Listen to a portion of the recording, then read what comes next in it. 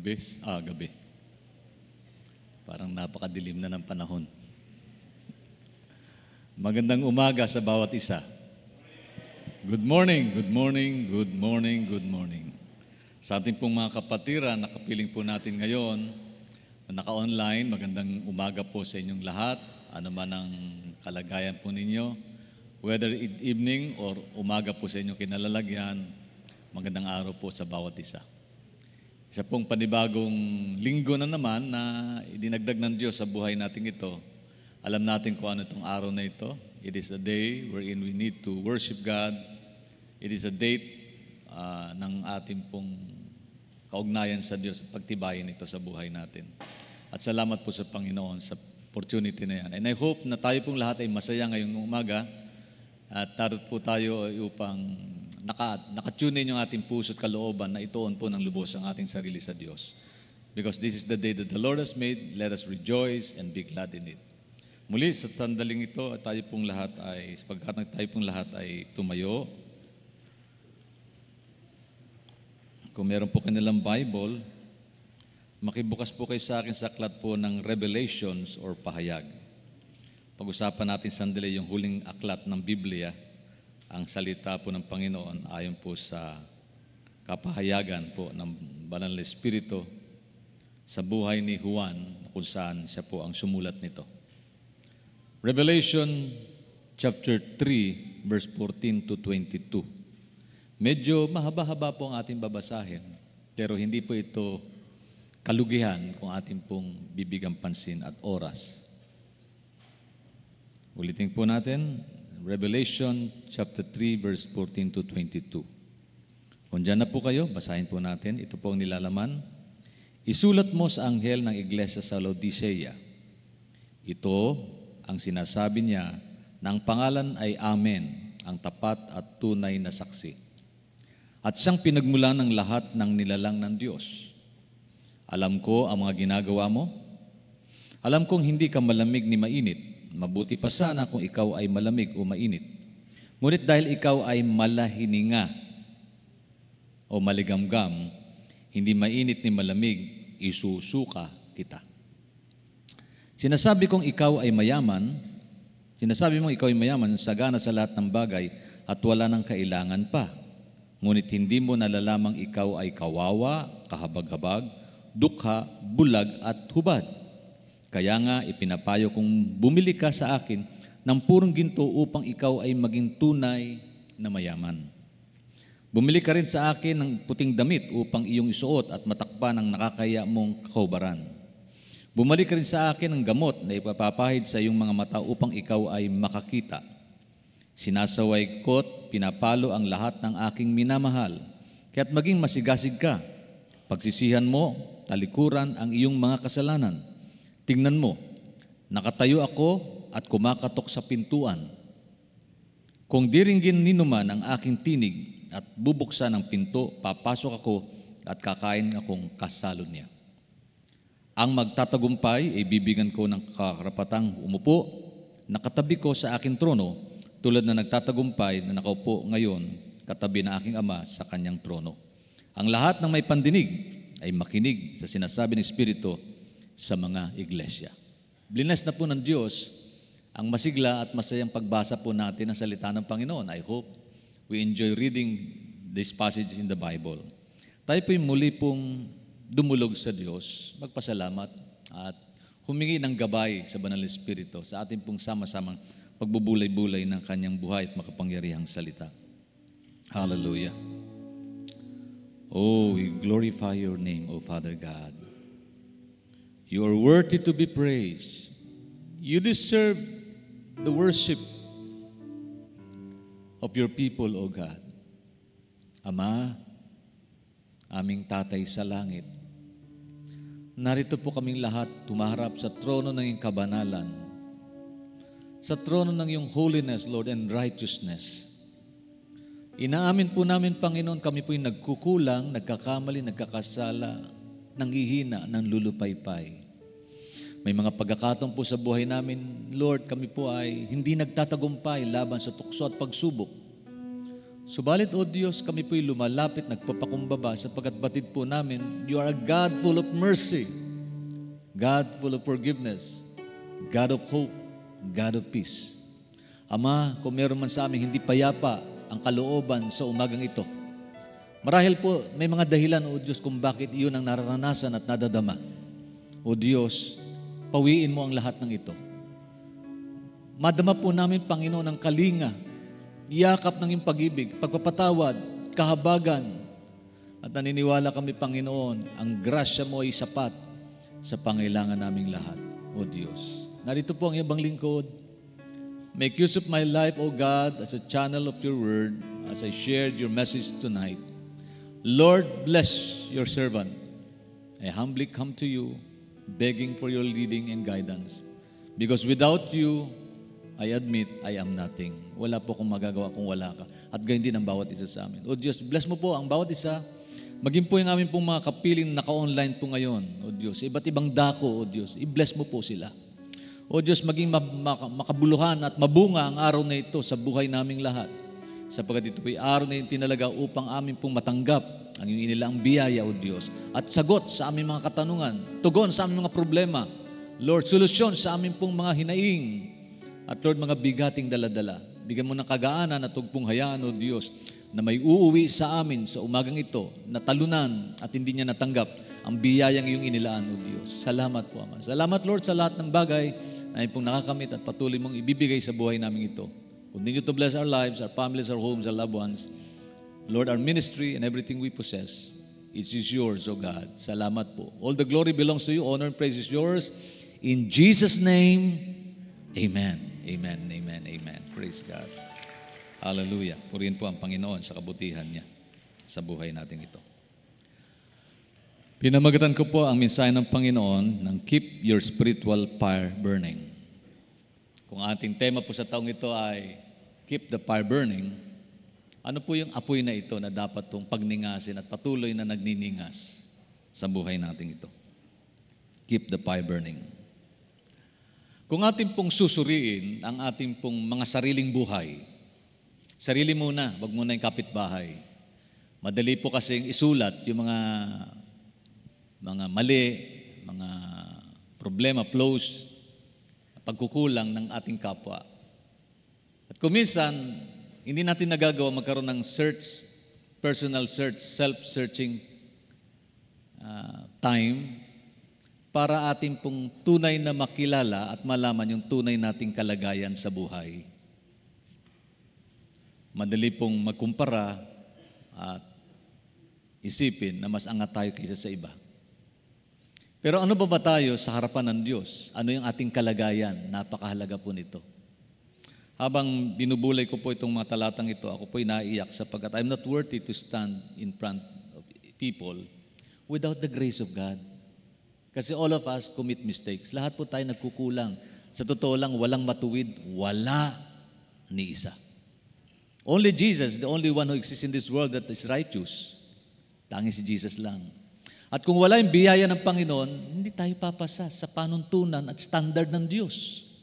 Walang sapat na kabaitan, kabutihan, tayo magagawa na angkop dun sa antas ng quality ng kabanalan at kabutihan na nais ng Diyos na makita sa ating buhay. Yan ang dahilan kung bakit may krus. Yan ang dahilan kung bakit si Kristo namatay.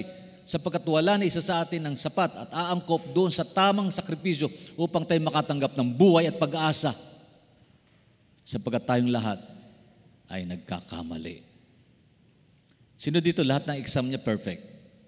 Exam pa lang yun, ha? Knowledge about science, math, everything. Meron nga akong anak, takot-nakot sa mathematics. Ayaw na ayaw niyang math. Nagtataka naman ako, kasi pareho kami ni Sister Nene, we love math. We love math. Kasi hindi naman kami papasa ng aming pong kurso na hindi kami nagmamahal at nagbibigay pagpapahalaga sa mathematics o arithmetic, ano man ang tawag niyan. Kasi yun po yung bahagi ng elemento upang kami po ay maging successful sa aming kurso. Gayunpaman, hindi lang yun, kundi tayong lahat, we are afraid of dealing with issues na alam natin, hindi natin kaya. Ayaw lang natin i-admit na hindi natin kaya. Kung minsan ang yabang-yabang ng dating natin, para bagang lahat ng tanong sa buhandong ito, kaya natin sagutin. Pero let's admit it, na hindi talaga ganun. Amen.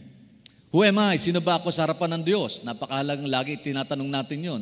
Sapagkat madalas po, kapag hindi natin tinatanong yon, lagi natin kinukumpara ang ating sarili na para ba tayong angat kaysa sa iba at mas marunong kaysa sa iba.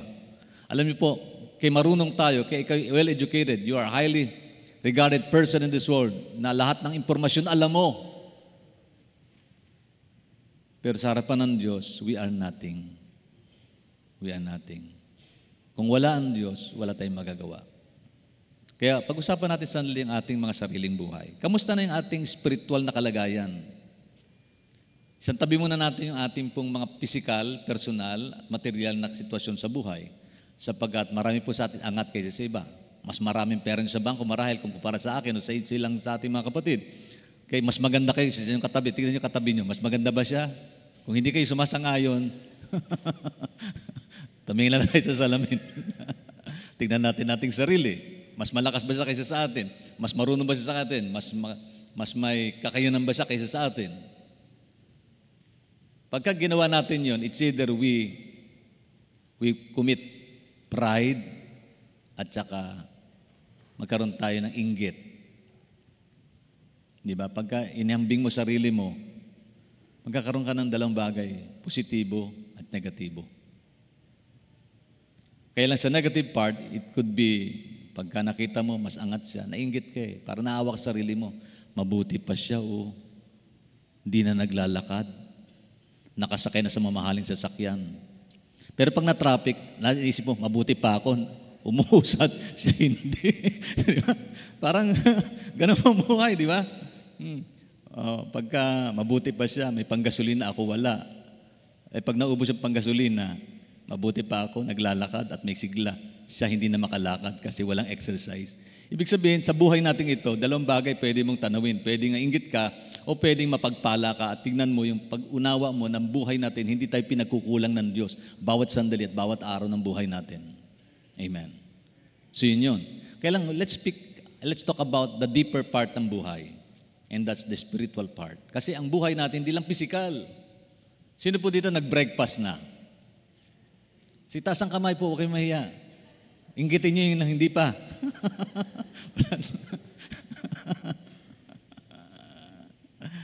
Yung iba naman, hindi dahil sa walang pang-breakfast. They prepared to pass for a while and take their breakfast a little later, di ba? A little bit later. Mamaya na siguro. Amen. Gayunpaman, ang problema po ganito, hindi lang physical ang tao. Sabi nga ni Jesus, hindi lang daw sa tinapay na bubuhay ang tao, kundi sa bawat salita nagmumula sa bibig ng Diyos. Gano'ng kahalagang salita, gano'ng kahalagang spiritual na buhay natin, napakahalaga po ito. Ang physical nating kalagayan, whether we try to figure out how important it is, yung ating pong physical na kalagayan, ating katawan, pinaliliguan natin, nilalagaan, pinagaganda natin, pinapuputian, ayaw natin masugatan, ayaw natin magkasakit. Mahalaga kasi ito, templo ng Holy Spirit. Pero alam natin katotohanan, itong bagay na ito ay babalik sa alabok dahil galing sa alabok. Yan pong reality. And time will come, makita natin ating sarili na lang, wala tayo sa daigdig na ito. Kasi katotohanan po yun eh. Ang mahalaga nun, sino ba ako sa harapan ng Diyos? I always reiterate this question.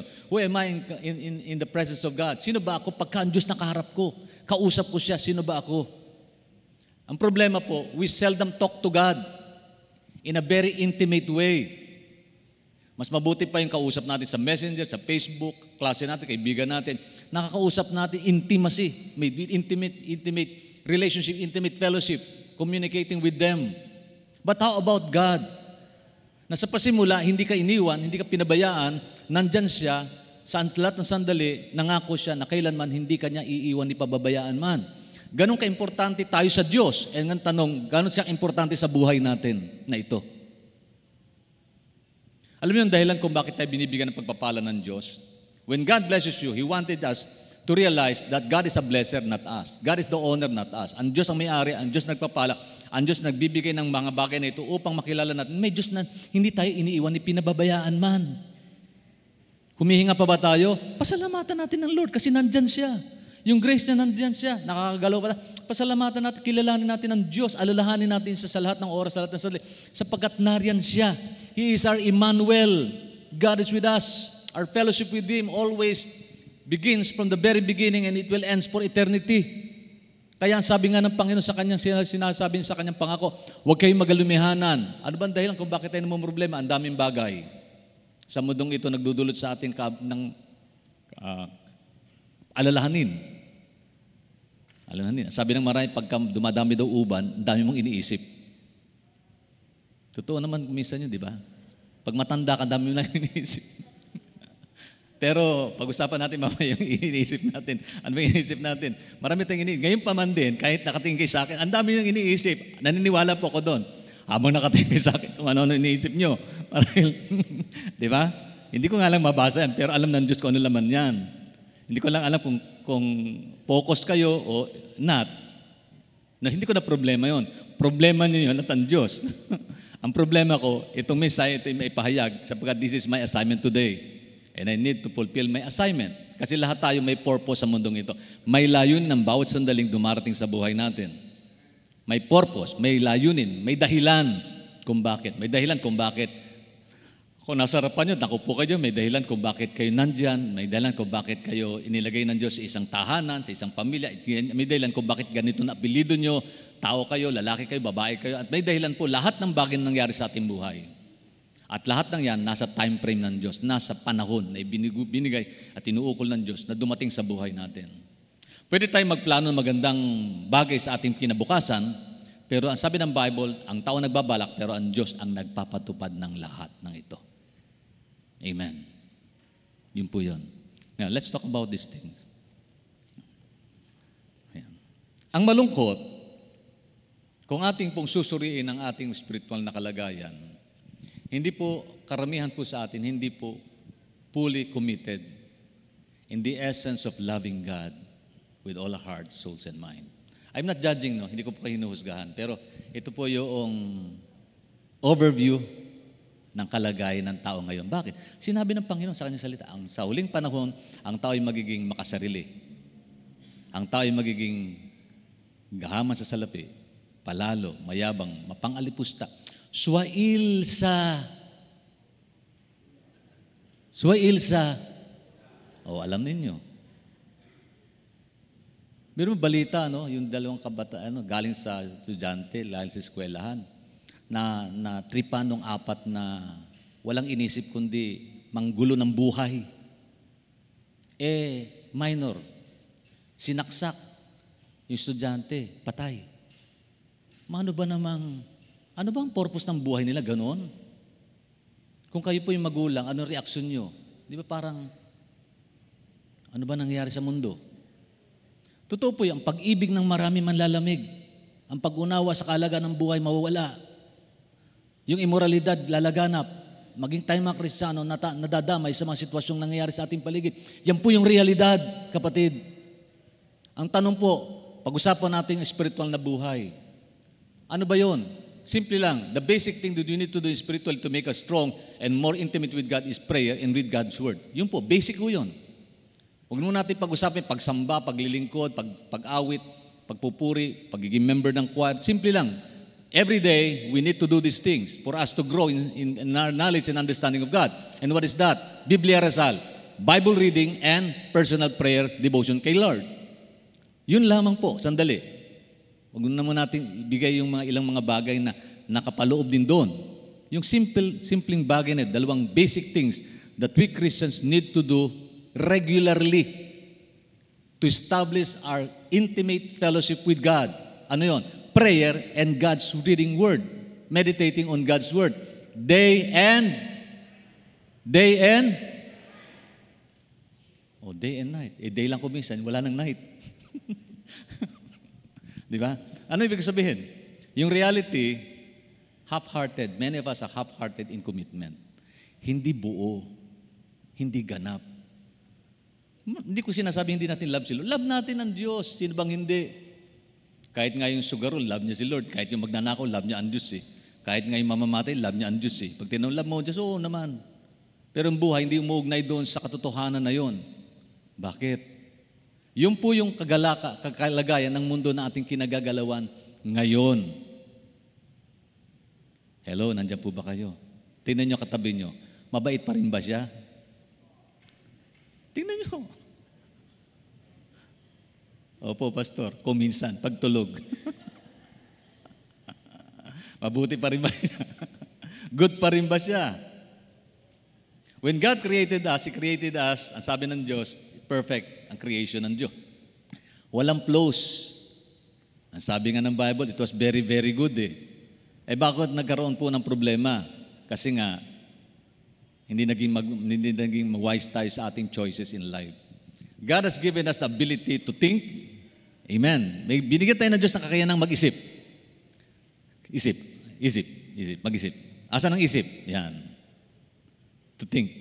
God has given us the ability to understand, umunawa, ano pa? Magpasya at gumawa ng mabuti. Lahat may kakayanang gawin yan. Kakayanang gawin yan. Napanood ko nga doon kagabi yung kay, ano ba yun? Kay Karen, yung tungkol sa tungkol sa lugar na tawag ay impyerno, Kalye Impyerno. Napanood niyo ba yun? Sino bang host nun? Si Carl David. Yung Karen David. Yung issue ng yung Kalye Banal, Kalye Langit, at Kalye Impyerno. Doon po sa Nabotas. Alam ko po yung lugar na kasi doon po ako minsan nagba-Bible study. Hindi po biro yung lugar na yon. Doon po na-threaten yung buhay ko. Doon sa lugar po, doon sa may Tangos, pagitan ng Tangos sa Tansa, ilog yun, tsaka dagat na yan eh. Yung Bicol area, doon po na-threaten. Sabi sa akin, Pastor, pag bumalik ka rito, papatayin ka namin. Ay, sino bang babalik ko? Kung kayo, hindi ka makakadaan, mga lasing eh. Bible study. Sabi ko, Panginoon, ano ba ito? Alam ginawa ng mga miyembro noon? Dinaan ako, sinakay po ko sa bangka, itinawid po ako sa ilog. Kasi alam nila yung lugar na yung ganun. Pero ang sitwasyon, doon sa mga taong yun, may aabot pa ba? May pagbabago pa ba? Na-involve sa drugs, na-involve sa pagpatay. Yun ang issue doon eh. Yun ang pictures ni Karen David eh. Pero may pagbabago nangyari. Bakit? Kasi binigyan ng Diyos ang tao ng kakayanang magbago sa tulong niya. Kahit gaano kasama ka, pag ang Diyos gumalaw, kaya kanyang baguhin. Yun po yung katotohanan. Ibig sabihin, nilikha tayo ng Diyos na mabuti. It is only us who make our world meaningless. Dahil sa kasalanan, yun po ang problema. Ngayon, pag-usapan natin yung half-hearted devotion sa Diyos. Ito pong, habang ang panahon ay lumilipas, nagiging, ang malungkot, lumulubog daw sa kumunoy ang kalagayang espiritual ng marami sa atin.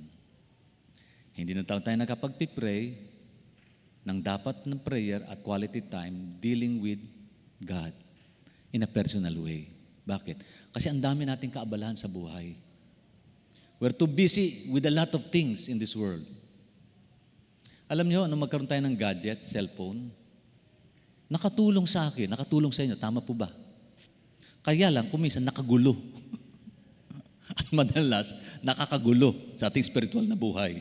Hindi ko sinabing itapon nyo yan, no? Hindi ko sinabing basagin nyo, hindi ko sinabing, hindi, kuminsan, hindi tayo nagiging wise. Yun lang, nagiging wise. Kasi pwede mong gamitin yan in a very meaningful, godly way or hindi. Di ba? Lahat ng bagay na binigay ng Diyos, ang sabi ng Bible sa James chapter 1 verse 7, every good gift comes from heaven. Lahat ng mabubuting bagay na taglay natin galing sa langit. Everything is a gift. Your life is a gift. Ang buhay natin regalo ng Diyos. The good yun, gift ng Diyos eh. Every good thing comes from God. Eh bakit merong bad life? Hindi dahil sa binigay ka ng Diyos ng bad life, because you choose to live bad life. Pinili mong mabuhay ng mali. Merong sabi sa Pastor, ano ba magagawa ko? Mahirap ako eh. Kasalanan ko bang sinilang ko mahirap? Sinisisi niya tatay, sinisisi niya nanay niya. Kasi hindi nagsipag nanay niya, tatay niya. Naglakwat siya, kaya hindi nakataas sa pag-aaral kasi sila, nabuhay doon silang mahirap. Ang sabi ko, bakit hanggang sinisisi mo magulang mo, matanda ka na, may kakayanan ka na magtrabaho. Pero sisisihin kita pag namatay ka mahirap. Kasi pwede kang magpasya na manatili kang sa ganyang kalagayan, o iangat mo ang buhay mo. Kasi binigyan ka ng Diyos ng kakayanan gawin yung bagay na yon. Amen po ba? Sino mga tamad dito? Alam niyo ba, pwede kayong maging masipag? Aminin man natin. Sino mga matamad? Pakita ng kamay. Wala. Wala na sa, wala na sa Caloocan, Bethel. Sana. Pero alam nyo, by God's grace, power and mercy, God can change your attitude and behavior. Yung pagiging karakter mo, magiging masipag. Opo, yun. Pwede mangyari yun. Kasi ang Diyos, He is still in the business of changing lives. Changing mindset ng buhay. Mindsetting lang yan, kapatid. Mindsetting. Kaya ang battleground ng buhay pananampalataya sa isip. Sa isip. Amen. Okay. So yun po yung kalagayan. Ngayon, kamusta na yung ating pagbabasa ng Biblia? Kayo na pong mag-gauge. Hindi ko na kasi ayaw ko namang husgahan ng bawat isa. Pwede pong love niyo still si Lord, yung love letter niya, hindi niyo nami-miss yun. Binabasa niyo mabuti, pinagbubulay-bulay natin, nilay natin. Yan. Siguro no, naintindihan niyo po yun. Ilang nilay yun? 5, 6. Gawin natin 10. Nilay natin ang salita ng Diyos. Binubulay-bulay natin ito nang may kagalakan sa buhay. Amen. Diba? Ngayon, issue yun ng dalawang bagay lang yun. Meron pang paglilingkod, pagbibigay, tithings, offerings, ministry, paglilingkod, paghayo, pagpapatotoo. Ang daming ministry. Ilang issue na lang yun, pamilya pa. Involve natin sa pamilya. Kasi ang buhay natin Kristiyano, hindi lang ito hallelujah, pang iglesia lang ha. Ang pagiging Kristiyano natin, sa bawat sandali ng buhay, sa bawat area ng buhay, nandoon dapat ang pagiging Kristiyano. Halimbawa, ako bilang tatay, dapat yung pag-ibig ko sa Diyos at pag-ibig ko sa aking mga anak, in-express ko as my belief in God. Diba? Bilang nanay, bilang anak, bilang trabahador, bilang empleyado. Ibig sabihin, dapat dala ko yung aking spiritualidad sa lahat ng bagay na aking ginagawa. Bakit? Kasi ang buhay ko, hindi lang po physical at material. Ang buhay ko spiritual, nakaugnayan sa Diyos. So, babagsak ulit doon sa pinaka-basic, Bible reading and prayer sa Lord. The more we read our Bible, the more we'll understand God's programs and plans sa buhay natin. Paano ba malalaman pa sa kalooban ng Diyos? Basahin mo salita ng Diyos. Ididikta ka niyan, didirekta ka niyan doon sa landas na dapat mong tahakin. Ang sabi ng Proverbs 3:5-6, magtiwala ka sa Diyos ng buong puso at lubusan at huwag kang magtitiwala sa sarili mong kakayanan. Huwag daw, huwag. Bagkos, sa lahat ng iyong mga landas at lakaring dadaanan, pagkatiwala mo sa Diyos at ididirekta ka sa tamang landas ng buhay na dapat mong daanan. Proverbs chapter 3, verse 5 and 6. Ibig sabihin po, Pastor, mag-aasawa na ako. Kausapin mo si Lord. Huwag ang kaibigan mo. Huwag ang mga kabarkada mo. Tiyak, ibang direksyon yan. Diba? Pastor, mag-a-abroad ako. Kausapin mo si Lord. Anong direksyon niya? Anong kalooban niya? Kasi hindi lahat nag-a-abroad, nagtatagumpay at masaya. Pastor, gusto ko mag-business. Kausapin mo si Lord. Kasi hindi lahat nag-business, nagiging tagumpay at nagiging godly business nila. Napakahalaga po, isasahog lagi ang Diyos sa bawat area ng buhay natin. Amen po ba ron? Ang tanong kamusta na yun? Ayan. Kamusta na yung bagay na yun? Tuloy natin. Ayan. Ito pong mensaheng ito ay para sa ating lahat. And I myself are touched by this message. Ang tanong, do we find ourselves with fire, may enthusiasm for the things of God? Pag sinabing, keep the fire burning, ito po yung may kinalaman yung apoy, ningas, init, alab sa ating pong pagtitiwala, kaugnayan sa Diyos, paglilingkod, relasyon sa Panginoon. Marami on fire sa politika, on fire sa mga bagay na may kinalaman sa mundo. Ibig sabihin, masigla sa bagay na masigla sa sports, masigla sa leisures, masigla sa outing, masigla sa mga bagay na may kinalaman sa trabaho, pero may kinalaman sa spiritual na buhay, gaano tayo kasigla, gaano tayo kainit, kaalab. Kaalab. Gaano natin kamahal ang Diyos? Gaano ko siya kamahal? Sa mga oras na ito, gaano ko siya kamahal? Sa Revelation chapter 3, nagbigay po ng babala ang Panginoon patungkol po doon sa panganib ng pagiging maligamgam. Alam niyo yung maligamgam? Hindi yung kape na nilalanggam, ha? Maligamgam, hindi mainit, at hindi malamig. Nasa malahininga. Therefore, we must open what? May danger po, sabi po rito, no? God warns us, and we need to address this problem. God wants to address this problem prophetically, practically, and powerfully because He is also speaking to us. Balikan natin yung ating binasa. Pakireflect mga anak yun.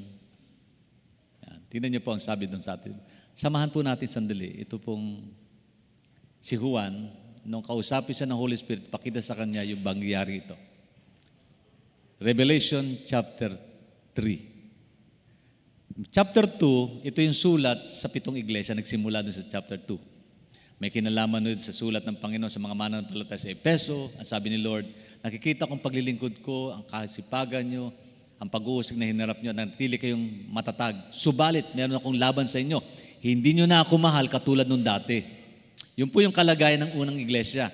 Iglesia na kung saan nakapabilang doon si Pedro, si Juan, si Santiago, at ilang pong mga apostles. At mga pag sinabing early church, ito po yung unang iglesia na tinayo ng Panginoon, Church of Ephesian Church. Na kung saan binanggit po ng Panginoon doon, sa chapter 2 yan, hindi po chapter 3 yan, chapter 3 yan. Chapter 2, yung kalagayan nila. Ibig sabihin po, alam ng Diyos yung nangyayari sa buhay nating ito. Kung alam ng Diyos nangyayari sa buhay nila noon, alam ng Diyos nangyayari sa buhay nating ito. Ito naman yung kalagayan po ng kasalukuyan church, historically, at nung panahon ng Laodicea. Anong sabi ng Panginoon? Isulat mo sa anghel ng iglesia sa Laodicea. Ito ang sinasabi niya na ang pangalan ay Amen at tapat at tunay na saksi. At siyang pinagmulan ng lahat ng nilalang ng Diyos. Sino ba itong tinutukoy nito? Ang sabi po ng Colossians chapter 1, He is the image of the invisible God. In Him we live, in Him we move, in Him we have our being. All things were created by Him and through Him. Sino si Jesus Christ? Ang sabi po rito, ito daw ay galing sa Panginoon. Itong mensahe ito. Verse 15, alam ko ang mga ginagawa mo. Ano sabi ng Panginoon? Alam ko ang ginagawa mo. Pag sinabi ginagawa, patuloy na nangyayari sa buhay natin. Hindi lang yung past, kundi maging yung present situation ng buhay natin. Alam ng Diyos ang kalagayan natin. Anong nangyayari sa buhay. Sabi dito, alam ko ginagawa mo. Alam kong hindi ka malamig ni mainit. Ba? Pati yung kwalidad, hindi lang yung quantity ng ating pong buhay, oras, panahon, edad. Ang alam ng Diyos. Alam ng Diyos maging yung nagtunay nating kalagayan sa buhay. Alam ng Lord kung mainit ako at malamig sa aking paglilingkod at pagtitiwala sa Kanya. Alam ng Panginoon. Alam ng Diyos kung sino ka at anong nangyayari sa iyong buhay, loob at labas. The wisdom, understanding, and the knowledge of God. Siya yung lagi mong kasama, lagi kong kasama, at lagi nandyan. Maaaring naisip natin, wala naman si Lord hindi ko naman siya kasama. Hindi po totoo yun. Ang sabi po ng Bible, alam ko mga ginagawa, alam ko hindi ka mainit. Mabuti pa sana kung ikaw ay malamig o mainit. Sinabi ng Panginoon, mabuti pa sana kung ikaw ay mainit o malamig. Bakit ito sinabi ng Panginoon yun? Anong sabi ni Lord dyan? Ayaw niya na tayo po ay hindi stable, hindi committed dun sa tunay nating kalagayan. Mabuti ba daw kung ikaw ay malamig? Bakit? Ibig sabihin, tinatanggap mo sarili mo na yan ang kalagayan mo at pwede ka pang uminit. Pag mainit ka, okay lang yun. Kasi gusto ng Diyos mainit tayo sa pagtitiwala, relasyon natin sa Kanya. Pero nasa gitna ka, hindi mo matanggap kung anong kalagayan mo, ibig sabihin undecided ka. Etong mahirap. Yung undecided people, hindi mo alam kung ano yung tunay niyang kalagayan. Ang tanong, alam niyo po ba kung tunay nating kalagayan? Pastor, love ko naman si Lord May mga taong gano'n, no? Love niya si Lord. Pero hindi mo makita yung expression ng love na ito sa buhay niya. Ano ibig sabihin nun? Malahininga yun. Malahininga. Meron akong nakausap, sabi niya, Pastor, wag mo akong pakialaman. Bakit? Ako at ang Diyos nakakalam, mabuting ginagawa ko. Hindi nga mabuti. Nireklamo ka ng anak mo ng magulang mo, ng mga anak mo. Problema ka nila. Hindi. Ako at ang Diyos, tama ang relasyon namin. Hindi nga tama Pinipilit ng tama daw yung relasyon sa Diyos. At Diyos at sa kanya, may dealing siya sa Diyos. Tama yung sinasabi niya sa sarili niya, pero nakikita sa kanyang buhay na kanyang mga magulang at mga mahal sa buhay, hindi tama. Ang tanong yung ano yung tama doon? O baka may tama siya? Hindi siya tamang-tama. parang sabi ng sabi ng magulang, anak, magulang mo ako, lagi akong tama, hindi ako nagkakamali. Sabi ng anak, at tama po kay tatay. May tamang-tama ako kasi may tama utak nyo. Sumagot na yung anak. Nainis na eh. Ibig sabihin, yun ang kalagayan niya. Ano pa sabi rito? Tuloy natin. Anak, huwag mo pong tanggalin sa screen yun. Huwag mo ako laging ilagay, baka nakatingin sa akin. You know? Ngunit dahil ikay maligamgam, hindi mainit ni mainit, isusuka kita. Ang sabi ng pang, mabuti pa kung mainit ka eh. Ibig sabihin, tuwan-tuwa ang Diyos, mainit ka. Malamig ka, hindi magkukulang ang Diyos, paalalahanan ka para lumamig ka. May gagawin ng Diyos. Pero yung malahin nga, ano sabi ng pang, isusuka kita. Ibig sabihin, hindi pala katanggap-tanggap sa Diyos yung bagay na yon. Kasi pag sinabi susuka, hindi mo matanggap, hindi ika nga, hindi acceptable. Ilinalabas ng Diyos. Sabi rin, isusuka kita. May babala at may paalala ang Panginoon. Sino nagbabala nito? Hindi si Pastor June, hindi yung Caloocan Bethel, kundi si Lord nagsabi nito. Ano sabi niya dyan? Sinasabi mo ikaw ay mayaman, sagana sa lahat ng bagay at wala kang kailangan pa, ngunit hindi mo nalalaman ikaw ay kawawa, kabagabag, duka, bulag at hubad. Tingnan niyo po. 3 bagay lang po nais ko punto. Okay. Therefore, we must open our eyes and ears, our heart, sa instruction ng Diyos. Sa utos, panuntunan, at pahayag ng Diyos sa buhay natin. Kaya nga tinawag na pahayag yan eh. May kapahayagan ng Diyos upang ipakita sa atin yung mga bagay na nangyayari at mangyayari pa. Yung Revelation po, 3 issue yan. Things to come, things that happen, happening, and to come. Then, now, and the next day. Ibig sabihin, ipinapahayag kay Juan yung mga nangyari noon, nangyayari ngayon, at mangyayari pa bukas. Prophetic nga yung Book of Revelation eh. Pahayag ng Diyos eh. Galing sa Diyos yung kapahayagan. Sinimulan niya kapahayagan patungkol sa pag-unawa at pagkilala niya sa ating lahat. Alam niya kasi ang nangyayari sa buhay natin ito. Alam na nangyayari sa buhay ko, sa paglilingkod ko, sa pagtitiwala ng Panginoon sa akin. Alam ng Lord yung faithfulness at yung aking love sa Kanya. Alam ng Lord ang sukat nito. Ganon din ang bawat isa sa atin. Alam ng Diyos yun. Alam ng Diyos kung paano natin dindil ang pamilya natin bilang padre de pamilya, bilang nanay, bilang anak. Alam ng Diyos lahat ng issue sa buhay natin. At pag pinag-usapan po natin itong spiritual things, so napakahalaga po instruction na ito for us to remain our fire burning in faith with God. Okay? Una, para manatili yung ating apoy, we must first address the course of lukewarmness in our Christianity. Pag sinabing lukewarmness, alam natin ito. Ang sabi ng Panginoon, I know the works, you're neither cold nor hot. Binanggit na din, ni-explain ko na kanina. Yun po yung una. We must address the curse of lukewarmness. May sumpa ang pagiging malahininga. Yung bang nahirati ka na lang sa, okay na ako dito sa kalagayan ko, nagsisimba naman ako eh. Pero hanggang doon na lang, wala ka ng commitment na maglingkod sa Diyos. Kaya hindi alam ng Panginoon, ikaw ba'y tutugon sa Kanyang tawag o hindi? Okay na ako, love ko naman ang wife ko eh. Pero hindi mo naman love ang kapwa mo na i-share sa kanila yung pag-ibig ni Jesus na nakamit mo. Nahirati ka na lang sa ganong kalagayan. Ano ka ba? Magkukumit ka ba sa Panginoon? Hindi. Magtitiwala ka ba sa Panginoon? Hindi. Kasi ang buhay natin, hindi atin. Pinapaunawa lang sa atin, ang buhay natin hindi atin, ipinahiram lang ito ng Diyos sa atin. Nabasa niyo po yung insight ko kahapon? Hiram sa Diyos ang aking buhay, ikaw at ako'y tayo'y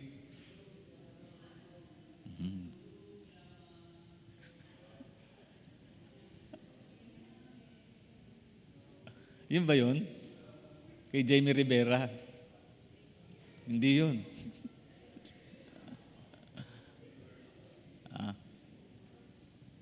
Anyway, yung buhay natin hiram sa Diyos. Siya ang may-ari nito. Ibig sabihin, kung siya ang may-ari, darating ang araw, isusulit natin ito sa Kanya. Time will come, isusulit ko ang buhay ko sa Diyos eh. Kasi ipinahiram lang niya. Kung kayo nang hiram ng isang bagay, may panahon po na dapat nyo itong isauli. Maliban na lang, yung bagay na yan, inangkin nyo na. Akin na to eh. Alam, sa totoo lang, may mga bagay na hiniram nyo hanggang hindi nyo sinasauli. Totoo yun, di ba? Minsan naisip ko, ano ba yung bagay na hiniram ko, hindi ko naisasauli? Baka meron. Dapat ko nawain, hindi akin. Iba may-ari nun. Ang buhay natin, hiram lang natin ito sa Diyos. Kung hiram lang sa Diyos, sino may-ari? Ang Diyos.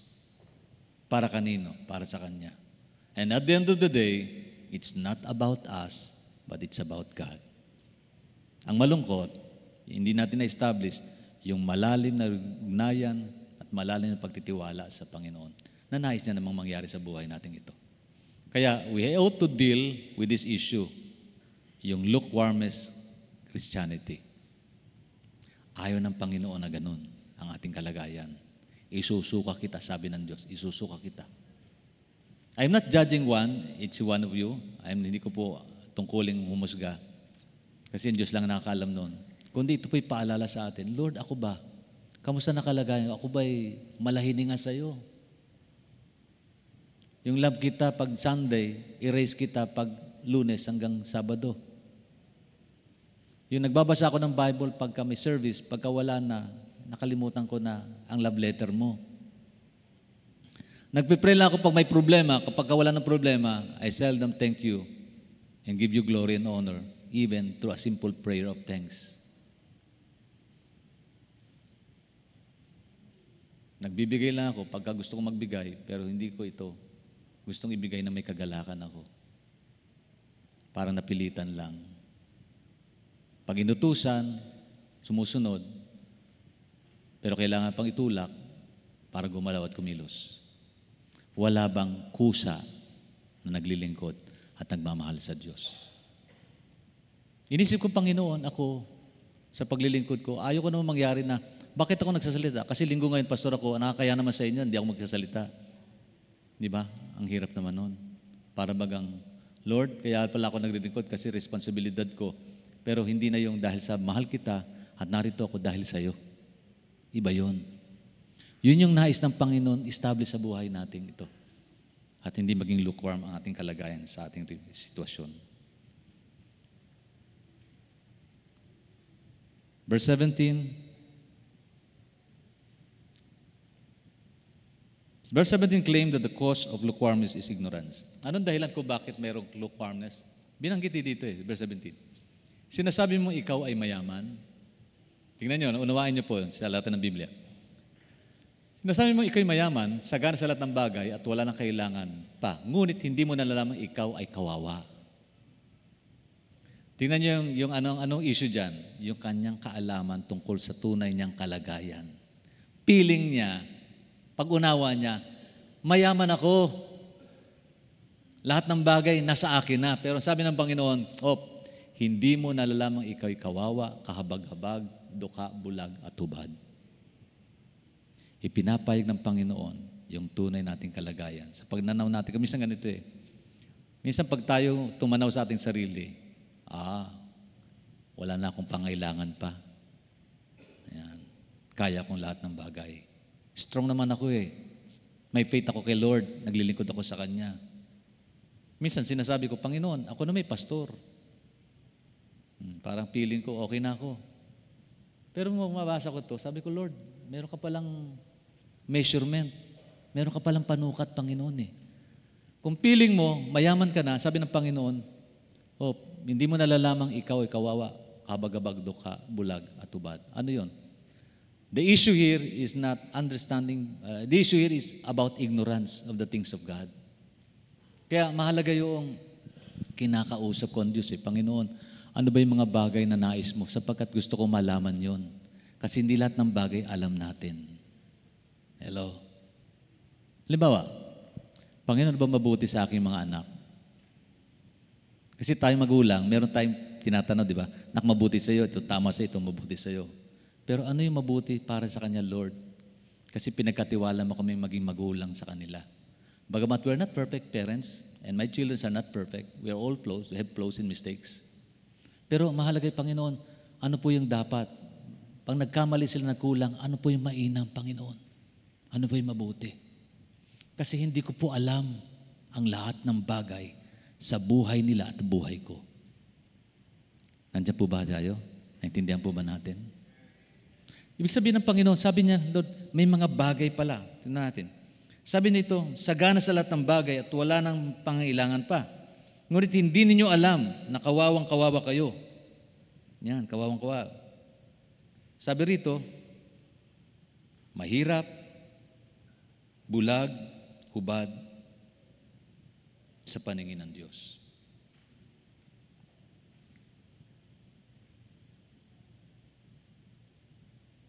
Alam niyo po, pag sinabing bulag,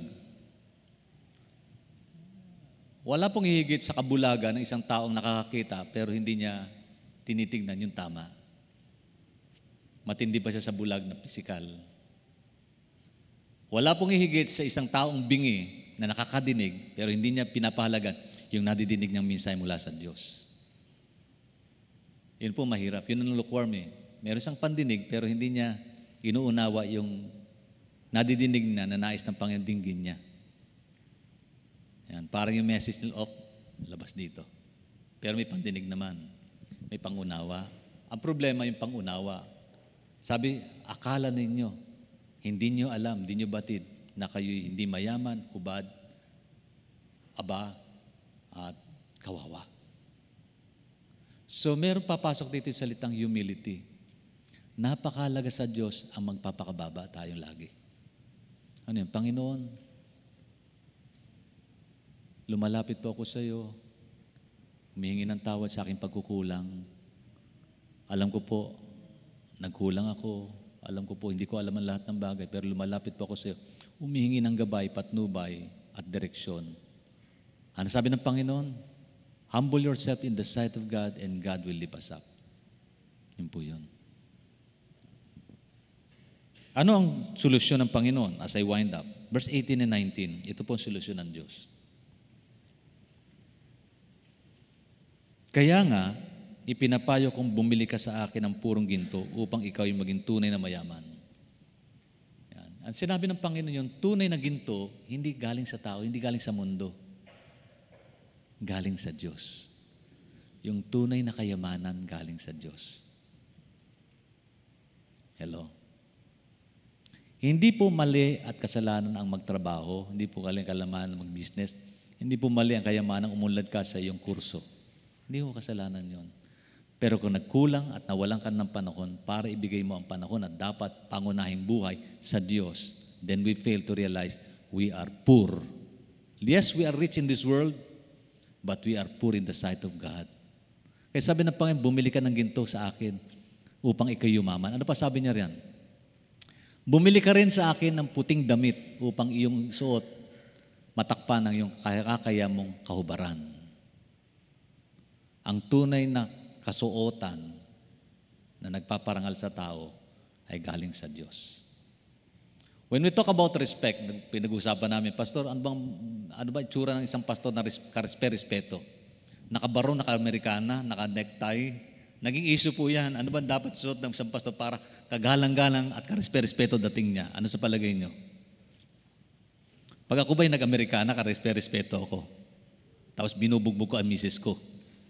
Ano ba yun? Ganun ba yun? Hindi ho panglabas, kundi pangloob na kasuotan. Sabi ng Panginoon, akala mo, tama yung kasuotan mo. Sabi, pero bumili ka nang sa akin ng puting damit. Sabi ng Lord bumili ka sa akin ng puting damit upang iyong suot at matakpan ang nakakaya mong kahubaran.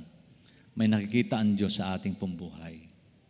Akala natin, we are well-groomed, well-nourished, well-lived, pero sa Diyos pala, paningin niya, hindi pala. Ito pa, ang sabi rito, bumili ka rin sa akin ng gamot, ipapahid sa iyong mata upang ikaw ay makakita. So, meron tayong mga bagay na dapat makita sa spiritual nating buhay. God always gives vision to people about His plans and programs sa ating pambuhay. Ang sabi niyan, sinasaway ko at pinapalo ang lahat ng aking minamahal. Salamat sa Panginoon. Marunong sa magdisiplina. Amen. Kaya nga, sabi rito, maging masigasig ka. Pagsisihan mo talikuran ng iyong mga kasalanan. Dalawang bagay binanggit dyan. Maging masigasig at humingi ng tawad. Pastor, bakit humingi ng tawad? Hindi naman ako nagkamali. Siya nagkamali.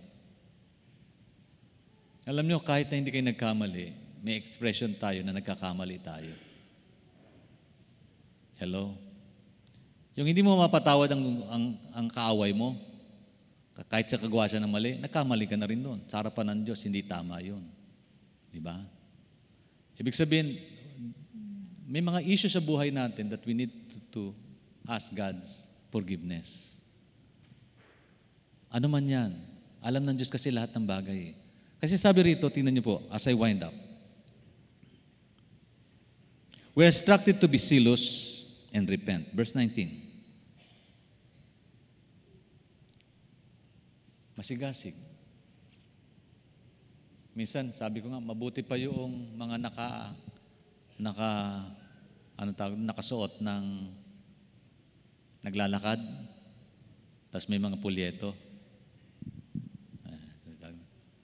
Nakapustura sila. Naka-Amerikana ko minsan, naka-necktie. Ang sipag-sipag nila sa pagsishare. Samantalang sinasabi nating tunay na Kristiyano ay hindi mo lang makaupo, maiwan yung computer, maiwan yung laptop, maiwan yung cellphone para i-share si Lord sa iba. Diba? Ano yun? Nawala na yung focus of having a heart for lost souls. Maraming Kristiyano na nahirati na sa sarili nilang kalagayan. Total, ligtas na ako, langit na ako pupunta.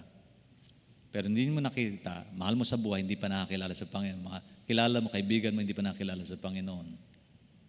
Ano sabi ng Panginoon? O bumili ka ng gamot para mipahid mo sa mata, para ikaw makakita. Makita mo yung spiritual things na nagalagay ng mundong ito. Kapatid, malapit nang dumating si Jesus. Malapit nang maganap yung muli niyang pagparito at kunin tayo. Di ba maganda yun? Parang ang lungkot ninyo. Darating na si Lord.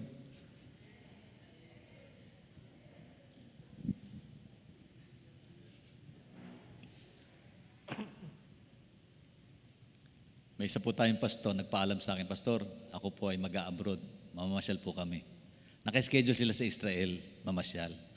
Ngayon na-postpone. Sabi, ba't di niyo puntahan uli Israel? Pastor, para naman kayo. Di ba prayer niyo yun? Ano yung pangarap niyo makarating na Israel? Ngayon niyo gawin.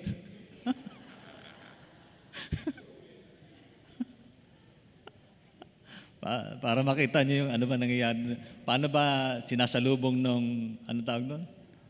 Iron Dome. Kasi himala ng Diyos yun eh. Di ba? Galaw ng Panginoon sa Israel yun. Di ba? Ganon. Kung naniniwala kang malapit na dumating ang Panginoon, yung fulfillment of prophecy tungkol sa Israel and in the coming of Jesus Christ, drawing nigh, malapit na, dapat focus tayo dun sa ating pong commitment na maglingkod, magmisyon, gawin yung kalooban ng Lord sa buhay natin ito. Hindi ko sinabi huwag kayong magtrabaho, huwag kayong magplano, huwag kayong magpatay ng bahay, huwag kayong maglinis ng bahay, huwag kayong magluto, huwag kayong kumain, di po. Kundi habang ginagawa natin ito, dapat ang ating pong isip kalooban naka-tune in pa rin sa Diyos. Kasi more than anything else, it's about God and not us sa mundong ito. Amen. Ang tanong, isusuka ba tayo ng Panginoon kung tayo i-gauge na ngayon ang ating kalagayan sa Kanya o hindi? Alam natin ating sitwasyon. Pero may solusyon si Lord eh. Ang ganda naman. Sabi ng Panginoon, tingnan nyo. Ang may pandinig ay makinig sa sinasabi ng Espiritu sa Kanya. Ano sabi ng Panginoon? Maging masigasig kayo at humingi ng tawad. Mayroon pong puro solusyon pala si Lord sa ating kalagayan. Amen. Hallelujah. Keep the fire burning. Kamusta na yung ningas, alab ng ating pong relasyon sa Diyos? Tayo pong lahat ay tumayo.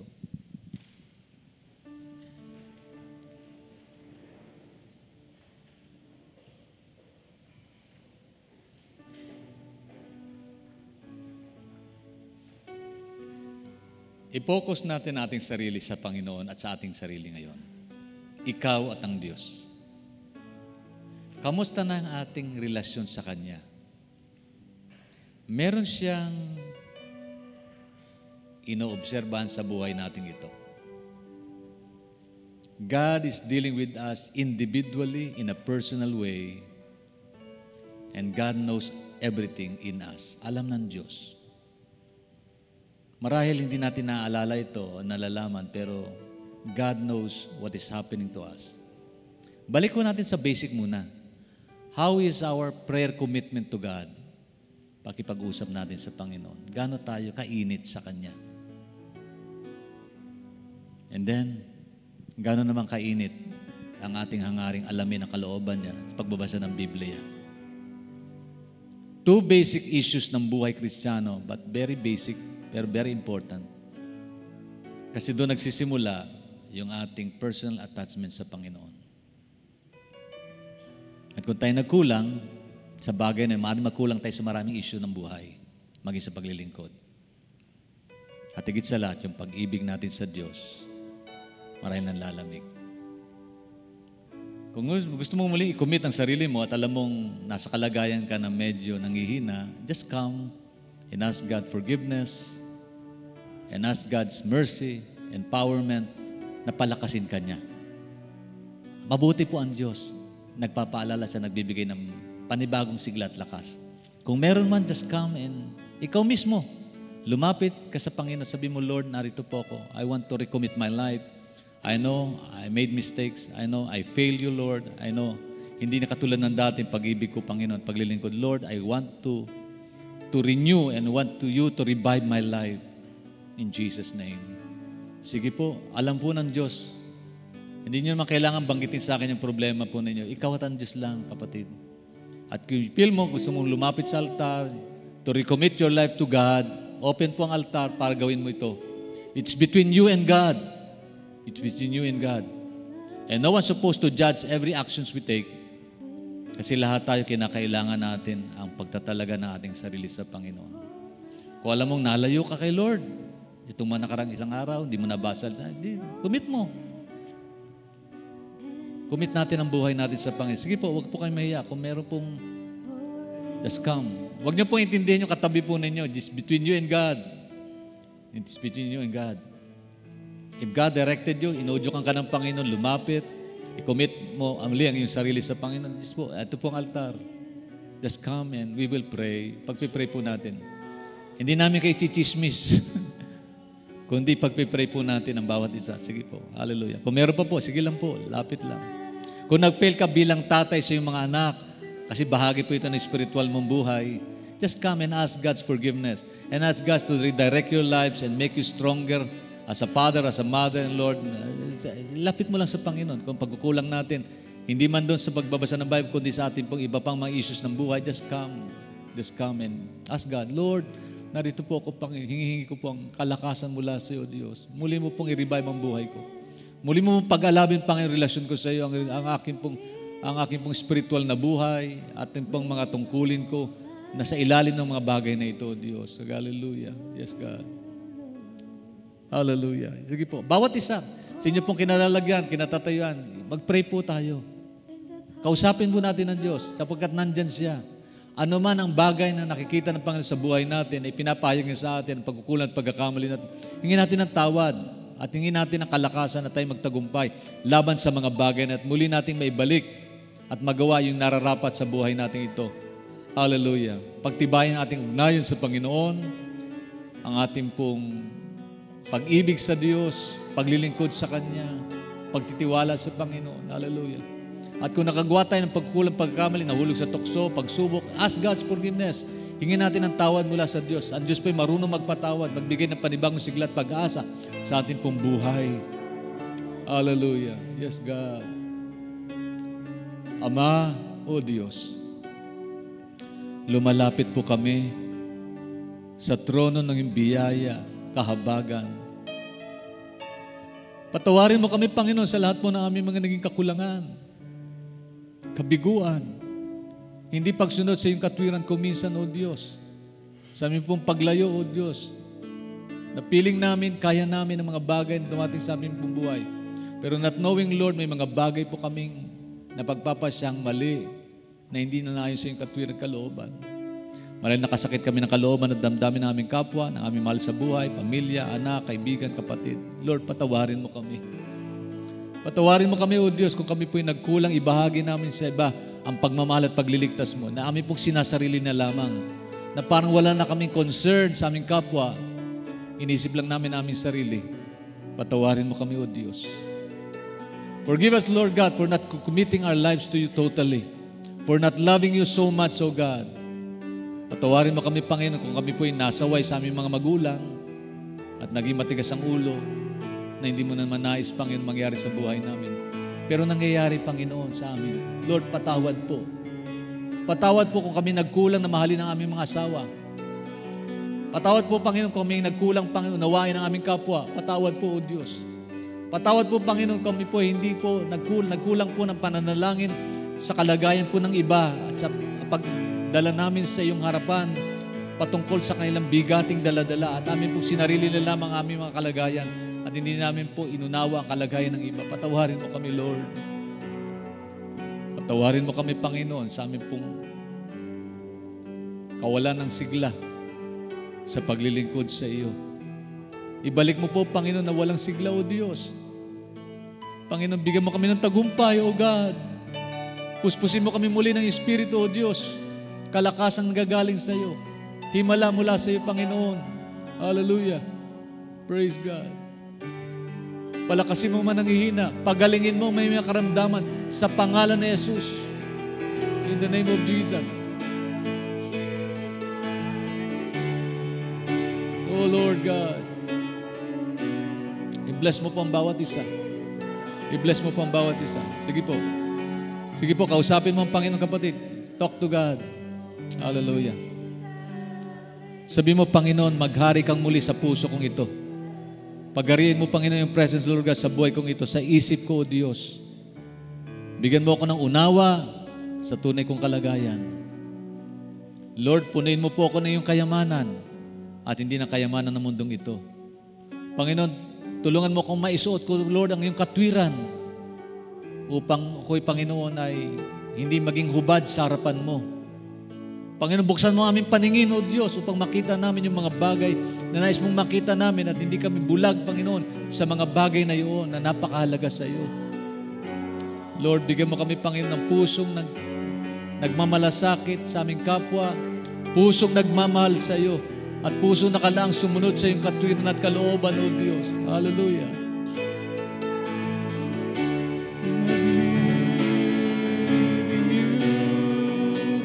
Jesus, I belong. Hallelujah, Lord. God, God.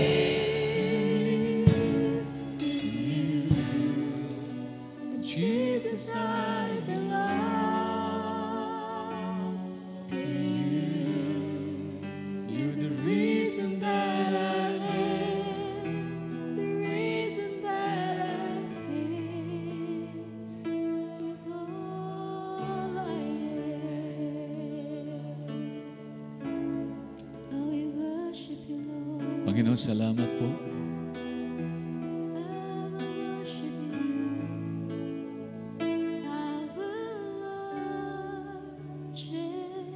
Oh God.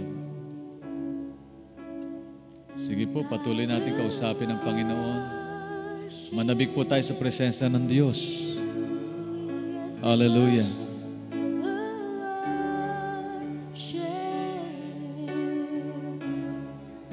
Think about His love.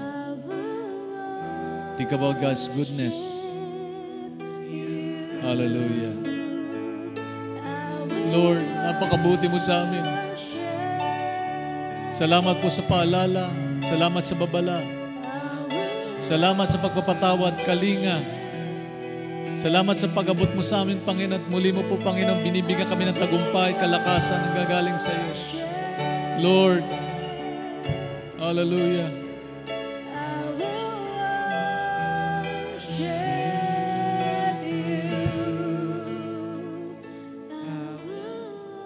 Hallelujah. Hallelujah. Sige po, patuloy po nating yakapin ang presensya ng Diyos. May kinakausap po siya sa mga oras na ito. May pinagagaling siya. May inaabot siya. May tinutuwid siya. May pinatatawad siya. Oh Lord, salamat po. Kabutihan mo sa buhay namin ito.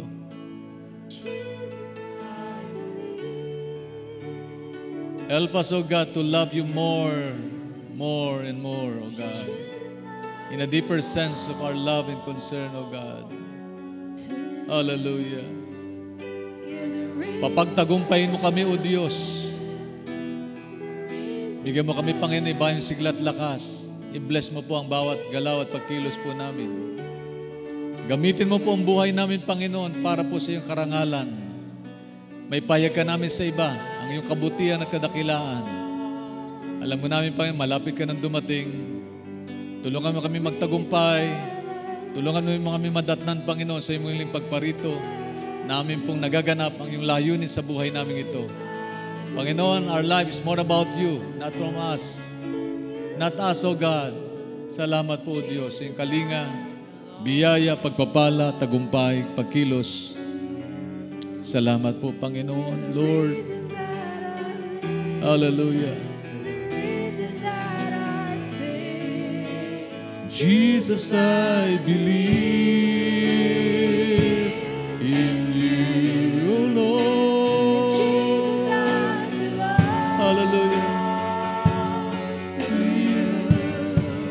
You're the reason that I live, the reason that I say, Jesus, I believe. Lord God, I pray, Father God, Lord, in the name of Jesus, Jesus, I bless and power, Lord, for these people, Lord.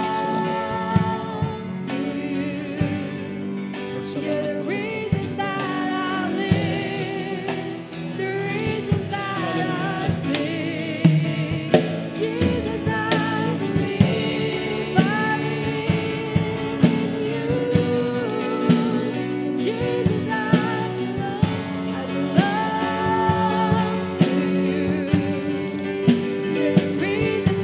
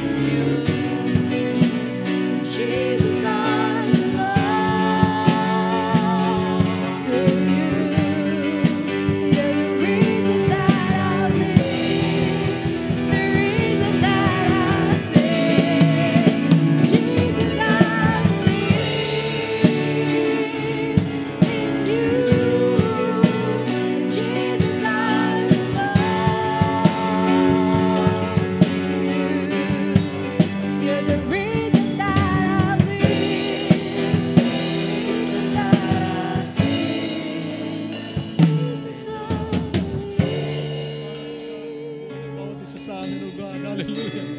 Lord, let your Spirit flow upon the lives of each and every one, oh God. Embrace them with your care, with your love, with the hope that they need, oh Lord, in this world. Oh Lord, help them to deal with the issues of life, oh God, victoriously, Lord God. Give them wisdom and understanding of your programs and plan, oh God. And Lord, more than that, Lord, help us to go back to the basic things that we need to do.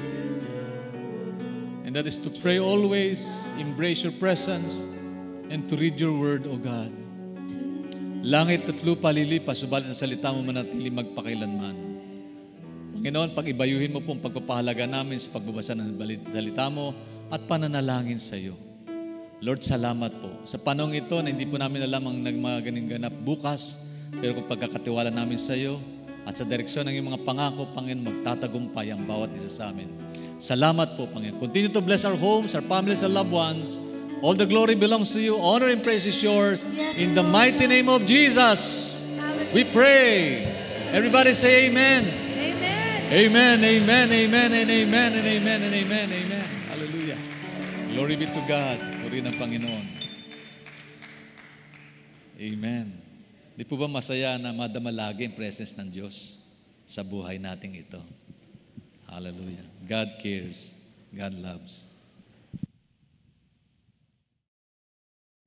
Salamat, Panginoon.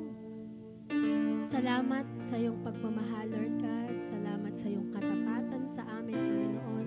Sa kabila, Lord God, ng lahat ng aming mga pagkukulang, Panginoon. Lord, salamat sa pagpapaalala mo sa amin, Lord God, na higit sa anumang bagay, Panginoon, ang relasyon namin sa iyo, Lord God, ang pinaka-importante, Panginoon. And Lord, habang kami nabubuhay, Lord God, tulungan mo kami, Panginoon, na magampanan po namin, Lord God, ang pagiging isang anak mo, Panginoon, isang mabuting Kristiyano, Lord God, bilang isang Kristiyanong ama, Kristiyanong ina, Kristiyanong anak, Lord God, Christian employee, Panginoon, isang Kristiyanong estudyante, Panginoon, na dala-dala, Lord God, yung pagpapala mo, Panginoon, yung mga salita mo, Lord God. And Lord, let us not forget to share your love to others, Panginoon, na hindi kami maging maligamgam, Panginoon, at patuloy na mag-init, Lord God, sa faith namin sa iyo, Lord God, and pagsaserve namin sa iyo, Panginoon.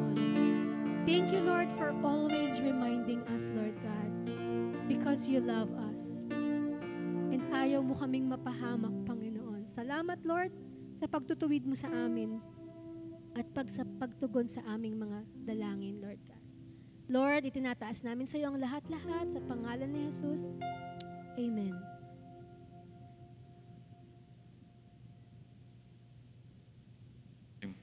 Mga kamay sa Panginoon, nasa atin mo paglisan sa tahanang ito ng Diyos.